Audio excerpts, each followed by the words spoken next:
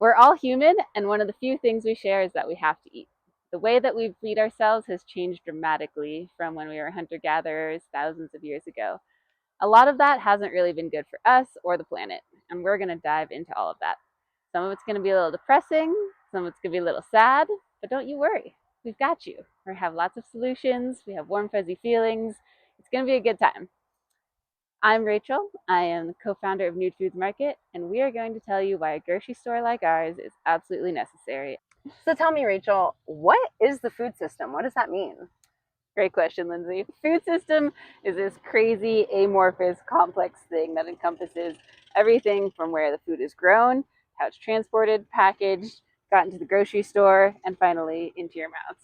It didn't used to be like this. It used to be very simple. We would find food or grow food and eat it.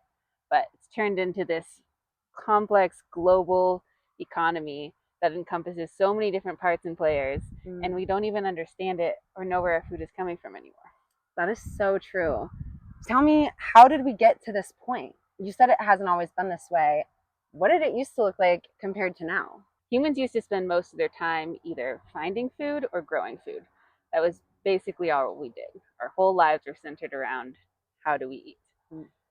And then when we started to kind of grow up as an economy, we spent most of our money on buying food. But we've been sold this story that food shouldn't be given that much attention, shouldn't be given that much money. And we've developed this industrialized system where we've traded all of this time and money for ease. But the problem with that is that it creates a lot of negative externalities and exploitation pretty much along every step of the way.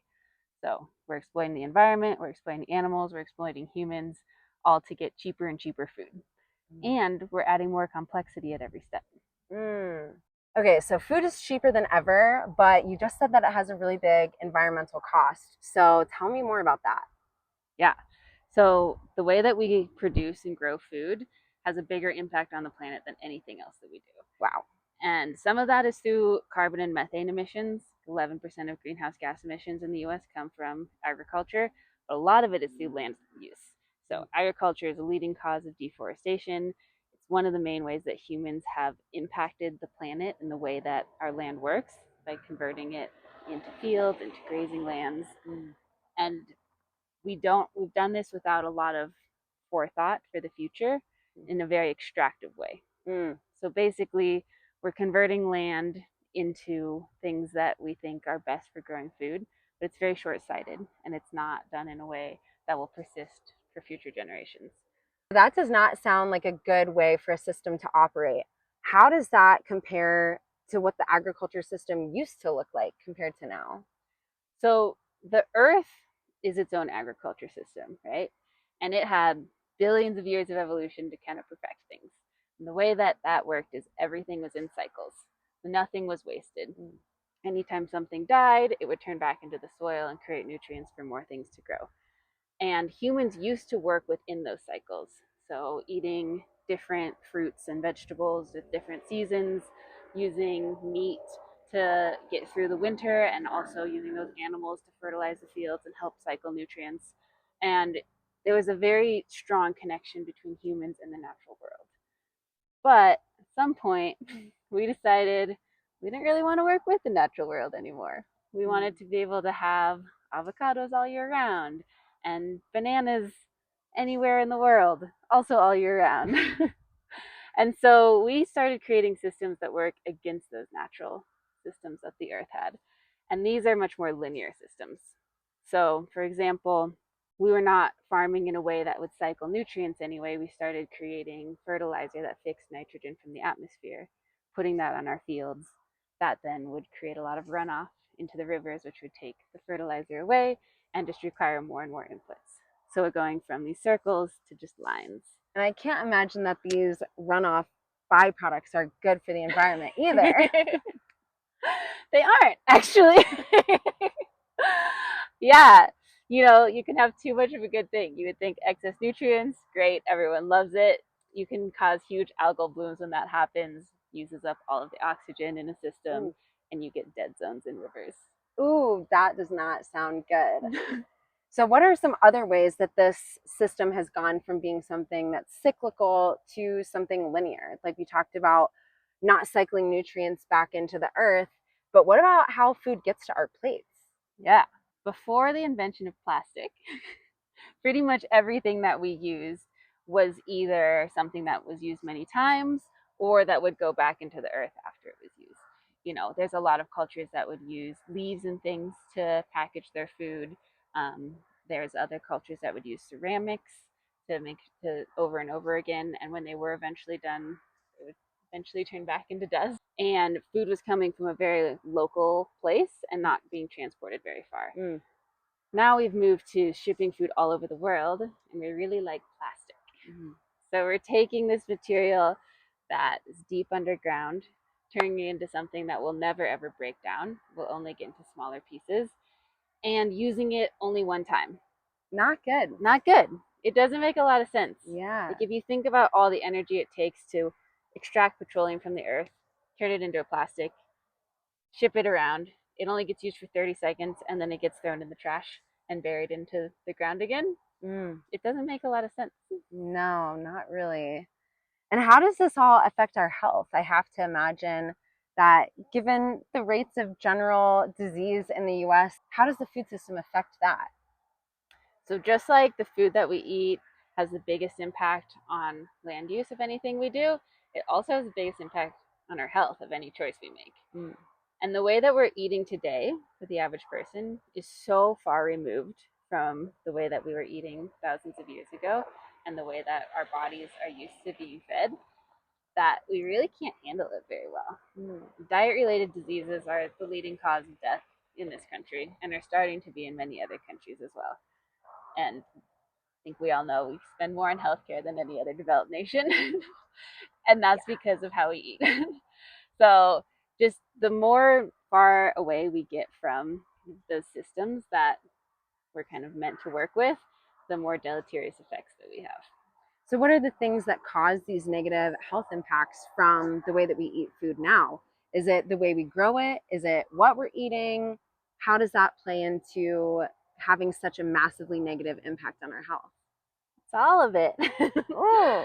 So when we grow food in depleted soils and dump pesticides and herbicides onto it, a lot of those chemicals end up in our bodies.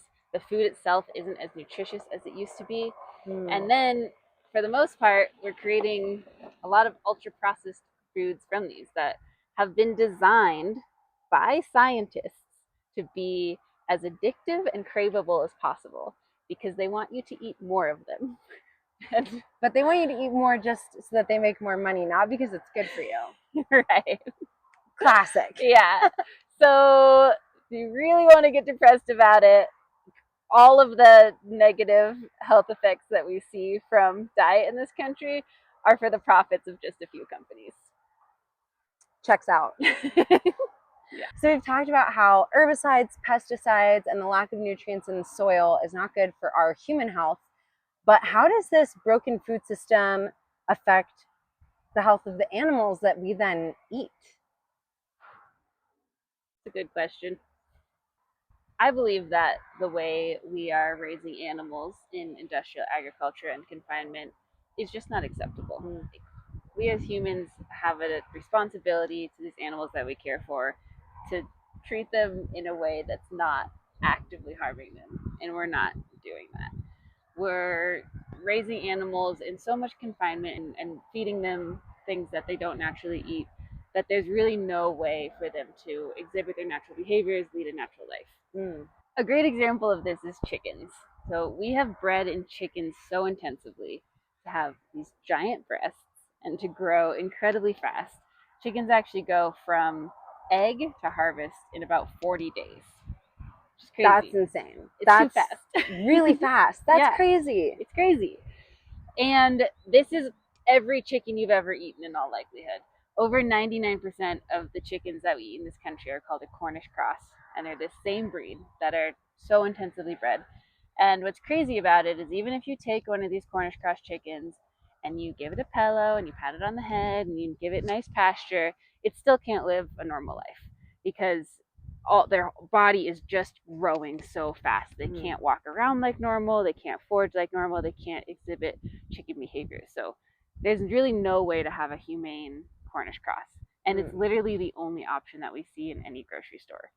The only way you're going to find a different type of chicken is something that's actually labeled heritage breed. Okay, so is this part of the reason why we see so many examples of fractures in our food system? Like, I'm thinking back to January of this year where we couldn't find eggs anywhere. Is that because of the way we do animal agriculture? Is that just something that we're going to have to live with in a food system in general? Yeah. Remember COVID times? We had our 6-foot rule. These animals do not have 6 feet. Oh, they don't even have 1 foot. Oh, they're packed together so tight that if you get one diseased bird, it's going to spread like wildfire. And they also do not have strong immune systems because all they're doing is growing as fast as they can. They're very delicate and they're very fragile. Contrast that to an environment like this, where the chickens have lots of space, room to breathe, and they're a more robust breed that is allowed to forage naturally. They're going to have a much stronger immune system. Disease is natural. Disease is supposed to happen. But when it goes into a food system like ours, we have such a brittle, fragile system that the whole thing falls apart. But all of this sounds really bad. So we have toxic chemicals on our land. We're growing in ways that don't make sense with the cycles of the earth. It's harming our health, and it's harming the health of the animals that then we eat, which also can't be good for us. So what are we supposed to do about this? As someone who eats food, how am I supposed to do this better? This is the part that sucks. It shouldn't be so hard to feed yourself. It's the most natural thing possible. It's like breathing. Yes. It should be very easy and intuitive. But we're so far removed from where our food comes from, and it's so hard to have visibility into the food that we eat that it's almost impossible for consumers to make good decisions. I feel that. Literally the reason we started Nude Foods. Tell me more about this. What is Nude Foods and what makes it different from a typical grocery store? How are you impacting the food system with this company? So we have incredibly high standards, especially around how we source animals. I actually go visit all of our farms. Wow. To make sure that they're treating their animals well, that they're not using any Cornish cross chickens, and that they fit all of the standards that we have. So we have decided that there's certain ways of producing food that just aren't acceptable, like industrial agriculture. Not okay. And we are finding all of the producers that are doing things right. And there's so many ways to do this. We're going to get into all of this, but regenerative agriculture. We have invasive species that we can eat. Eating them is actually helping the planet. And that takes a lot of work, but we want to do that for you, dear customer. So that you don't have to think so hard. Yeah, because eating should be easy. Eating should be easy. Well, this makes me a little bit more hopeful. And I know we'll dive into all of these topics in more depth. So if you have questions, drop a comment and we will hopefully answer it in an upcoming video. But to kind of wrap this all up, we've talked about what the food system used to look like and how it's broken. In your ideal world, what does a healthy food system look like for people? That's a great question. It's a lot more localized. Not 100% localized, because like, who doesn't love mango? Oh, I can't live without mango. It's so good. Coconuts, like, we want our coconuts. Love it. So there does need to be room and flexibility. Like, we're modern humans. We have our desires. We want to fulfill them. But there's so many more things that we can be producing locally. And there's a lot of things that just don't make sense in the food system. Like, why are we producing certain foods in Mexico and then shipping them to another country to be packaged and then shipping them to the US to be eaten? Yeah. And that also just, it's a waste of time and money and resources. Here in Colorado, we're very lucky. We have all this sunlight, we have all this land. We can be growing a lot of our food locally. Fortunately, most of our land is going to growing corn and soybeans to feed cattle. What if instead of doing that, we converted that land to the prairie that it used to be and used regenerative practices to graze cattle on? That just makes sense. It does. It's just taking out these extra steps that we've added, getting a little bit closer to these natural systems that work with nature instead of against it. And we can still have everything we want, and we can actually have much higher quality products, more delicious products. I mean, have you tried our beef? It's really good. It's so good. I'm mostly vegan, and I eat our beef because it's so good. And things like eating invasive species. Yes. It just makes sense. Our wild boar, also insanely good. Yes. And those are animals that got to lead a normal life. They run around all day. They have more nutrients because they're just foraging and eating. They're very lean, very healthy. We can still eat delicious, nutritious food and have all the options that we want. We just need to have a little bit more practicality around it. So we talked about how the food system has become very linear in both how it's produced and how it's consumed and how packaging is used. So what are some examples of how right now, today, without changing everything, we could change some things to kind of get us back to that more cyclical, more circular approach to food? One is the packaging. So pretty much everything at Nude Foods is packaged in reusable containers that you're bringing those back to the store. We wash them and refill them, and that container can get used hundreds of times. That just makes so much more sense than creating this thing that you use for 30 seconds and then never use again. Yeah. The other thing is our food waste. So putting food into a landfill, I think there's some misconceptions around landfills that, you know, the food will eventually break down and go back to the earth. That's not true. Landfills are actually lined because there's a lot of chemicals in them. And nothing gets out of them. And when you have organic matter in a landfill, it breaks down without any oxygen, which creates methane, which is a very potent greenhouse gas. In contrast, we can compost our food scraps. Right here, we're at Yellow Barn Farm. They have composting. We have compost drop-offs at both of our stores. So if you don't have curbside pickup at your house, you can bring your compost there.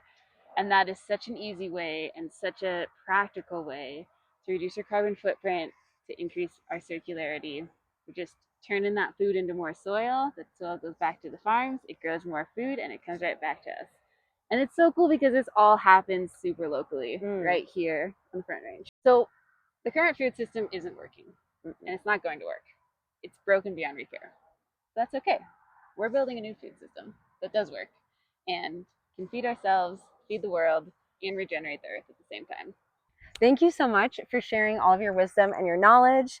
If you liked this video, share it with a friend. If you have any questions, please leave them in the comments. We can always be learning more about the food system. And in fact, we are going to be doing deep dives into many of the topics that we discussed today, as well as some other ones. So if you're interested in learning more, follow along, subscribe to our newsletter, and we will see you here next week.